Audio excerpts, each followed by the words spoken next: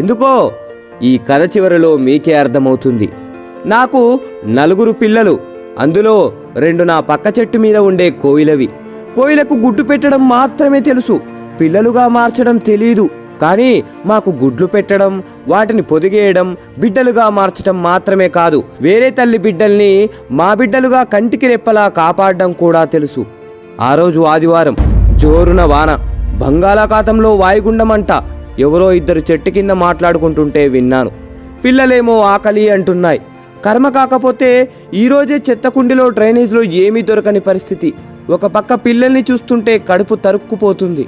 మనసుకు దెబ్బ తగిలితే ఓర్చుకోలేని శక్తి మన శరీరానికి ఉండొచ్చేమో కానీ మనం ప్రేమించే వాళ్ళకి దెబ్బ తగిలితే ఓర్చుకునే శక్తి మన మనసుకు ఉండదు కదా. అందుకే వాటి కోసం ఏమైనా తేవడానికి గాల్లోకి ఎగిరాను. ఎదురుగాలికి ఎగరలేక రెక్కలు అలసిపోతున్నాయి. ఆకలి కేకలేస్తున్న పిల్లల పరిస్థితి ఏంటి అనే ఆలోచనలు పెరిగిపోతున్నాయి. వాన చినుకులు విసిరిన రాళ్లలా శరీరానికి తూట్లు పెడుతున్నాయి. కాసేపు అలసట తీర్చుకుందామని ఒక ఇంటి ముందున్న మామిడి చెట్టు మీద వాలాను. సరిగ్గా సమయం మధ్యాహ్నం 12:45. నా అదృష్టం కొద్దీ అప్పుడే ఆ ఇంట్లో భోజనానికి కూర్చున్నారు. వాళ్ళు తినేదాకా ఉంటే కనీసం 4 మెతుకులైనా చేతులు కడిగేసిన కంచాల్లో దొరక్కపోవా అని నా ఆశ. ముందు పచ్చడి, తర్వాత కూర, ఆ తర్వాత సాంబారు, చివరిగా పెరుగు. ఇది వాళ్ళ మెను. మొత్తం 4. ఒకతను మాత్రం ముసలివాడు, ఒక 70 ఏళ్ల వరకు ఉంటాయి. పాపం అతని కంచంలో మాత్రం అన్నం, ఎర్రటి రంగులో మామిడి పచ్చడి. అమ్మా, తాతయ్య కూర వేయచ్చుగా అని పెద్దాయన పక్కనున్న చిన్నపిల్లాడు అన్నాడు. వాడలా అనగానే ఆ పిల్లాడికి ఎదురుగా ఉన్న వాళ్ళ అమ్మ, ఏంట్రా వేసేది, నోరు మూసుకొని తిను, తిండి పెట్టడమే ఎక్కువ. దేవుడు కొంతమందిని తీసుకోపోకుండా భూమికి భారంగా ఎందుకు ఉంచుతాడో అర్థం కాదు. కూరలు కావాలంట, కూరలు ఎక్కడి నుంచి వస్తాయి అని అంది కళ్ళు పెద్దవి చేస్తూ. ఆమెను అలా చూసి సంబంధం లేని నాకే భయమేసింది. ఇక ఆ పిల్లోడెంత?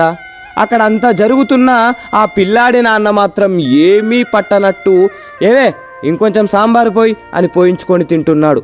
వాడు అచ్చం బురదలో పడుకునే పందికి ముందు 2 కాళ్ళు తీసేసి చేతులు పెడితే ఎలా ఉంటాడో సరిగ్గా అలానే ఉన్నాడు. పాపం వాడి ముఖాన్ని వాడు రోజు అద్దంలో ఎలా చూసుకుంటున్నాడో. పాపం మా పెద్దాయనకు అన్నం కలుపుకోవడానికి కూడా చేతుల్లో బలం లేదు. అయినా సరే బాగా ఆకలేస్తుంది అనుకుంటా త్వరగా అన్నం కలుపుతున్నాడు. వణుకుతున్న చేతులతో మొత్తాన్ని కలిపేశాడు. ఆత్రంగా ఒక ముద్ద తీసి నోట్లో పెట్టుకున్నాడు. వెంటనే నీళ్లు తాగాడు. బాగా మంటగా ఉందనుకుంటా కంట్లోంచి నీళ్ళొచ్చాయి. ముఖం ఎర్రగా మారిపోయింది. ఎదురుగా ఉన్న నెయ్యి వైపు చూశాడు కానీ అడగడానికి ధైర్యం చాలట్లేదనుకుంటా. అలాగే ఉండిపోయాడు. అయ్యో, ఎంత దారుణం! పాపం పెద్దాయన. వాళ్ళు తినడం అయిపోయింది. అందరూ లేచారు. ఆ పెద్దాయన కూడా చెంబులో నీళ్లు మొత్తం తాగేసి లేచి బయటకు వచ్చి చుట్టూ చూశాడు. అప్పుడు ఆయనకు నేను కనబడ్డాను. నా దగ్గరికి వచ్చి నా ముందు ఆ అన్నం పడేశాడు. ఒక్క క్షణం నా కంట్లో నీళ్లు తిరిగాయి. పెద్దాయనా, నీ ఆకలి తీరకపోయినా నా ఆకలి తీరుస్తున్నావు. నీ రుణం ఎలాగైనా తీర్చుకుంటా అని మనసులో అనుకొని నేను కొన్ని మెతుకులు తిని కొన్ని మెతుకులు గొంతున బట్టి గూటికి చేరి పిల్లల ఆకలి తీర్చాను. సరిగ్గా 26 రోజుల తర్వాత అనుకుంటా ఎప్పటిలాగే వేట కోసం ఏటి మీదుగా వెళ్తున్నా ఏటి ఒడ్డున ఎవరికో పిండం పెడుతున్నారు. కాసంత తినడానికి ఏమైనా దొరక్కపోదా అని అక్కడ వాలాను. ఎదురుగా ఉన్న ఫోటోను చూసి ఆశ్చర్యపోయాను. అది నా పిల్లలు ఆకలితో ఉన్నప్పుడు అన్నం పెట్టిన పెద్దాయనది. ఒక్క క్షణం గుండె బరువెక్కింది. విచారంతో రెక్కలు దిగజారిపోయాయి. అయ్యా, పిండం పెట్టి కాకుల్ని పిలవండి, మీ నాన్నగారు వాటి రూపంలో వచ్చి తింటారు అని పూజారి గారు చెప్పారు. ఒక పెద్ద కంచాన్ని పెద్దాయన కొడిక్కిస్తూ, ఆ కంచాన్ని చూడగానే నా ఆశ్చర్యం ఆకాశాన్నంటింది. నల్లటి నా ముఖం తెల్లబారిపోయింది. ఎందుకంటే ఆ కంచంలో పంచభక్ష పరమాన్నాలు ఉన్నాయి. ఓర్ని మనుషులు, మీరేం మనుషులురా బాబు! బ్రతికినంతకాలం బ్రతకడానికి పెట్టకుండా చచ్చిన తర్వాత బ్రతికించడం కోసం పెడుతున్నారా? పోవడం కోసం కోరికలు కోరుకొని కాకి రూపంలో రావడానికి పూజలు చేస్తున్నారా? బ్రతికినంతకాలం రాబందుల్లా పిక్కు తిని విసిరేసింది తినడానికి కాకుల్ని పిలుస్తున్నారా? ప్రాణమున్నంతకాలం పెద్దైన కప్పుకోవడానికి కండువా కూడా ఇవ్వకుండా పోయాక కట్టుకోవడానికి పట్టుపంచ పెట్టారా? ఏం మనుషులరా బాబు! పాపం ముసలాయన్ని బ్రతికినంతకాలం దినదినం గండంగా బ్రతికేలా చేసి ఇప్పుడు ఏమీ తెలియని అమాయకుల్లా ఫోటోకి దండం పెడుతున్నాడు. అసలు వీణ్ణి నా ముక్కుతో పొడిచి చంపాలి. ఎరా ఎదవా, ఇంటి చెట్టు మీద వాలితే ఈసడించుకున్న కాకిలో ఈరోజు మీ నాన్నని చూసుకుంటున్నావా?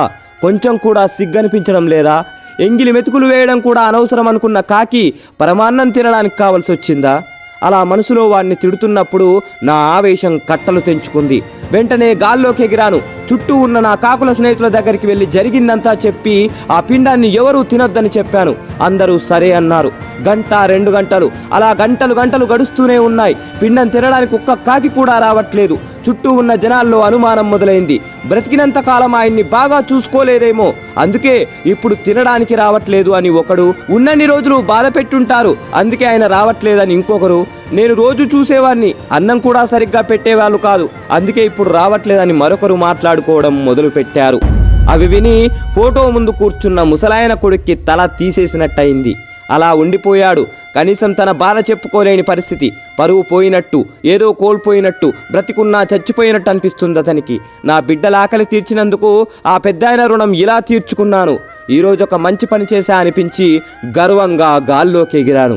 మనిషి వింటున్నావా? నీకే చెప్పేది. సెంటు పీలిస్తే మంచి వాసన వస్తుందని, తాగితే బలం వస్తుందనుకోవడం అమాయకత్వం. అలాగే డబ్బు అవసరం తీర్చే వస్తువులను ఇచ్చిందని ప్రేమించే మనిషిని కూడా ఇస్తుందనుకోవడం మూర్ఖత్వం. అయినా ప్రేమ ఇవ్వడానికి మనకు లేనప్పుడు ప్రేమను తీసుకోవడానికి హక్కెలా పొందుతావు? ఒక మనిషి గొప్పతనాన్ని అతను చేసిన పనులను బట్టో మంచిని బట్టో కాకుండా అతనుకున్న డబ్బును బట్టి నిర్ణయించే సమాజంలో బతుకుతున్నావు మనిషి. త్వరగా బయటపడు. చివరి మాట, కొన్ని కాకులు శరీరం నలుపవచ్చు కానీ మనసు మాత్రం తెలుపు. ఈ మాట కాకుల కంటే మనుషులకే ఎక్కువ వర్తిస్తుంది.